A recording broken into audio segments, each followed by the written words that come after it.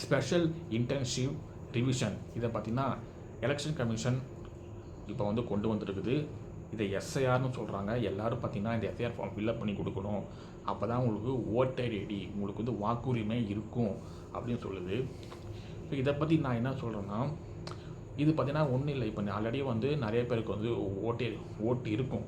அப்படி இருக்கவங்களுக்கு பார்த்திங்கன்னா ஏதாவது மிஸ்டேக் அவங்க இருந்ததுன்னா அந்த மிஸ்டேக்கை திருத்திக்கிறதுக்கு இப்போ வந்து நீங்கள் வந்து வேற ஒரு அட்ரஸுக்கு சேஞ்ச் பண்ணி போட்டிங்க. அந்த அட்ரஸுக்கு உங்களுடைய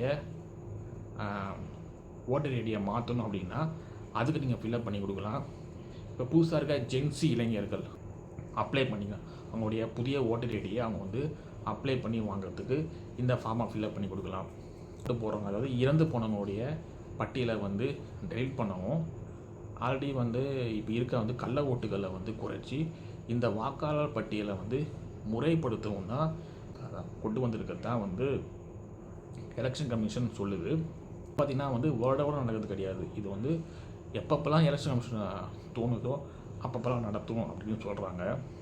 இப்போ இதெல்லாம் நீங்கள் ஃபில்அப் பண்ணால் வந்து ஆன்லைன்லேயும் நீங்கள் வாங்கி ஃபில்அப் பண்ணலாம். இல்லை வந்து நீங்கள் பூத் லெவல் ஆஃபீஸர் பார்த்தீங்கன்னா வீட்டுக்கும் வருவார், அவங்ககிட்டையும் நீங்கள் வாங்கி ஃபில்அப் பண்ணி கொடுக்கலாம்.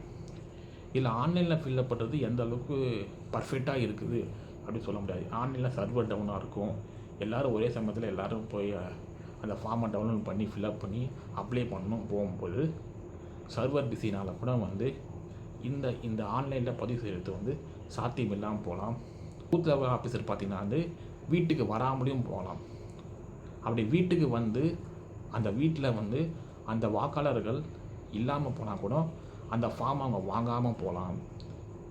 ஒருவேளை அவங்க ஃபார்மை வாங்கி ஃபில்அப் பண்ணி கொடுக்கும்போது அதில் ஏதாவது அவங்க வந்து பெயர், அட்ரஸ் ஏதாவது மிஸ்டேக் பண்ணிட்டாங்கன்னா கூட அந்த ஓட்டர் ஐடி ஃபார்ம் வந்து ரிஜெக்ட் செய்யப்படலாம். ஒருவேளை வந்து அந்த வீட்டில் அவங்களுக்கு ஆதார் ஐடி இல்லைன்னா, அந்த ஆதார் ஐடி இல்லைனா கூட அவங்களுடைய வாக்குரிமை பறிக்கப்படலாம். பூத் லெவல் ஆஃபீஸரே பார்த்திங்கன்னா தவறுதலாக வந்து தேதி போட்டால் கூட, ஆல்ரெடி உங்களுக்கு ஓட்டு இருந்தால் கூட உங்களுடைய ஓட்டுரிமை பறிக்கப்படலாம். இப்படி வந்து பலவிதமான மிஸ்டேக்ஸ், இந்த தவறுகள் நடக்கிறதுக்கு வாய்ப்புகள் இருக்குது. இதனால் ஆல்ரெடி ஓட்டு உரிமை இருக்கக்கூடும், அவனுடைய ஓட்டுரிமை இருந்து அவங்க வந்து இந்த இந்திய ஜனநாயகத்தில் தன்னுடைய ஓட்டுரிமை பறிக்கப்பட்டு ஒரு இந்திய குடிமகனாகவே நான் இல்லாமல் போகலாம்.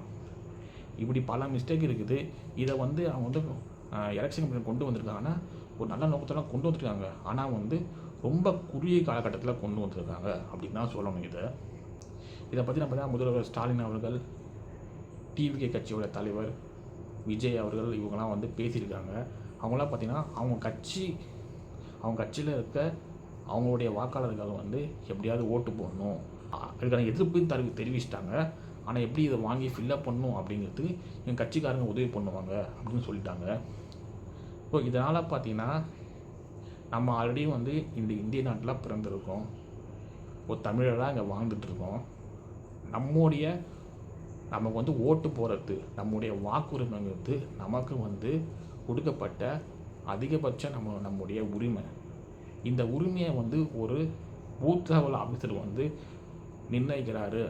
அதாவது நீ வந்து ஒரு அட்ரஸ் மிஸ்டேக் பண்ணி கொடுத்தாலோ, இல்லை வந்து நீ வந்து வேற ஒரு வீட்டுக்கு காலி பண்ணி போயிட்டாலோ, அந்த இடத்துல உன்னுடைய ஆதார் கார்டு ப்ரூஃப் இல்லைனாலோ, இல்லை நீங்கள் வரும்போது நீ வீட்டில் இல்லைனாலோ உன்னுடைய வாக்குரிமை பறிக்கப்படும் அப்படிங்கிறது எந்த அளவுக்கு ஒரு மோசமான ஒரு விஷயம் இது. ஸோ இப்போ நீங்கள் ஆன்லைன் ஃபார்மை ஃபில்அப் பண்ணுறது கூட வந்து ஆயிரத்து மிஸ்டேக் இருக்குது, குழப்பங்கள் இருக்குது மக்கள் மத்தியில். நிறைய பாமர மக்களுக்கு தெரியல. அதை படித்த இளைஞர்கள் தான் வந்து அவங்களுக்கு வழிகாட்டணும். அது கூட எப்படி அவங்க வாங்கி ஃபில்அப் பண்ணிடுறாங்க வச்சுக்கோ. ஆனால் இந்த ஃபார்மை வாங்கி ஃபில்அப் பண்ண முடியாதவங்க, இல்லை வந்து ஏற்படுற மிஸ்டேக்ஸ்னால வந்து எரருங்கிறது டீஃபால்ட்டாக நடக்கக்கூடிய விஷயம். ஆல்ரெடி பல கூடமாக ஓட்டு போட்டுட்டு இருக்காங்க. அப்படின்னா இந்த எரர்னால அவங்களால ஓட்டு போட முடியாமல் போயிடுச்சுன்னா அவங்க வந்து இந்த நாட்டோட குடிமகனே இல்லாமல் போயிடுமே, அவங்களுடைய வாக்குரிமை இழக்கிறாங்களே. இதுக்குன்னு வந்து ஒரு கால இடைவெளியை விட்டு அவங்க செய்யலாமே. இதெல்லாம் பார்த்திங்கன்னா எந்த அளவுக்கு வந்து ஜனங்களை வந்து ரொம்ப வந்து கஷ்டப்படுத்துகிறாங்க அப்படிங்கிறத வந்து நம்ம தெரிஞ்சுக்கணும். இப்போ வந்து இப்போ நான் சென்னையில் இருக்கேன்.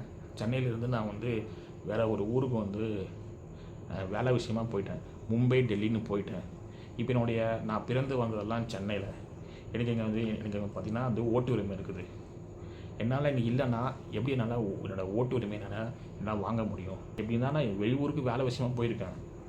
அங்கே வேலை முடிஞ்ச பிறகு நான் திரும்ப என்னுடைய நேட்டிவ் பிளேஸுக்கு தான் வருவேன். அப்போ நான் இந்த நேட்டிவ் பிளேஸுக்கு வரும்போது எனக்கு வாக்குரிமை இல்லாத பட்சத்தில் நான் இந்திய குடிமகனாக இல்லை அப்படின்னு சொன்னீங்கன்னா அது என்ன இது? இந்த ஊர் ஆளே நீ இல்லை சொன்ன அப்படி. இப்போ வடநாட்டிலேருந்து இங்கே வானா அவன் பார்த்திங்கன்னா இந்த ஊரில் வந்து ப்ரூஃப் எடுத்து வச்சுட்டு இந்த எஸ்ஆர் ஃபார்ம் ஃபில்லப் பண்ணி கொடுத்து இங்கேயே செட்டில் ஆகி இங்கேயே வாக்குரிமை வாங்கிக்கலாம். நான் வந்து இப்போ வேலை விஷயமா வெளியே ஊருக்கு போனால் அங்கேயே வந்து நான் வாக்குரிமை வாங்கி அங்கேயே செட்டில் ஆகணுமா?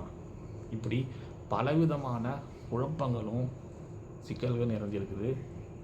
இந்த எஸ்ஐஆரை பார்த்திங்கன்னா ரொம்ப சுலபமாக்கணும். அதாவது ஓட்டு உரிமைங்கிறது சக மனிதனுக்கு எல்லாருக்கும் கிடைக்கக்கூடிய ஒரு அடிப்படையான விஷயம். இதை ரொம்ப யூசர் ஃப்ரெண்ட்லியாக எல்லாருக்குமே சுலபமாக கிடைக்கிற மாதிரி கொண்டு வரணும்.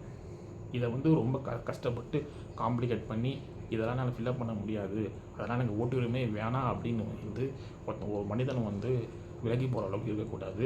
எல்லோரும் ஓட்டு போடணும். அந்த ஓட்டு உரிமை எல்லாருக்கும் கிடைக்கிற மாதிரியான சுலபமான யூசர் ஃப்ரெண்ட்லியாக கண்டிப்பாக கொண்டு வரணும். ஒரு சக இந்திய குடிமகனாக நான் வைக்கிற வேண்டுகோள், இந்த மாதிரி புது சட்டங்களை கொண்டு ஜனங்களை சிரமப்படுத்தாதீங்க. ஆல்ரெடி ஓட்டு போட்டிருக்க ஜனங்களை கன்ஃபியூஸ் பண்ணாதீங்க. நன்றி.